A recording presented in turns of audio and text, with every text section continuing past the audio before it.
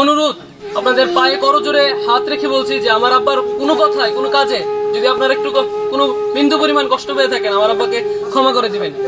আমি সন্তান হিসেবে আপনাদের কাছে এই করজোড়ে অনুরোধটি করছি। যেতে পারি আমরা সকলে এইভাবে নিজের জীবনকে গঠন করবার চেষ্টা করি। ওয়া আলাইনা ইল্লাল বালাগ। আসসালামু আলাইকুম ওয়া রাহমাতুল্লাহি ওয়া বারাকাতুহু। আসসালামু আলাইকুম।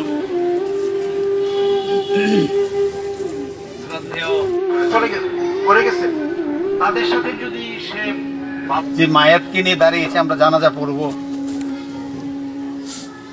তার সম্পর্কে দুইটি কথা সবাই বলছে, শুনছেন, কিন্তু উনি আসসালামু আলাইকুম ওয়া রাহমাতুল্লাহি ওয়া বারাকাতুহু। সম্মানিত এলাকাবাসী, গ্রামবাসী, ফিল আম্বিয়া ওয়াল মুরসালিন ওয়া আলা আলিহি ওয়া আসহাবিহি আজমাইন। قال الله تعالى في كلامه। এই ভাই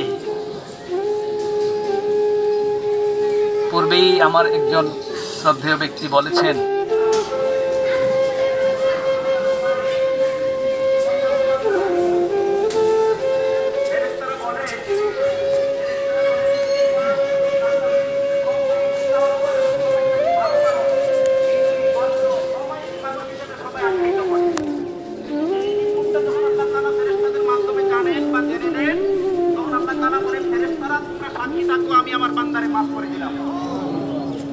ইব্রাহিম ভাই সর্বজন শ্রদ্ধেয় ব্যক্তিত্ব ছিলেন, বিনয়ী, অমায়িক, নম্র, ভদ্র এবং কোমল স্বভাবের মানুষ ছিলেন।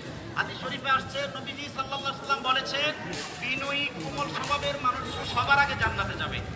আমরা ইব্রাহিম ভাইকে ওই রকম একজন মানুষ হিসেবে চিনি বলে আমরা আল্লাহ তাআলার কাছে আশাবাদী, আল্লাহ তাআলা যেন ভাইকে মাফ করে দিয়ে জান্নাতের মেহমান বানিয়ে দেন। আমরা বলি আমিন।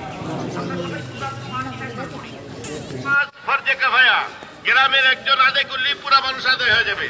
উনি আসতে দেরি হইলে আমরা জানাজা পরে ফেলবো, দুয়ার পরই।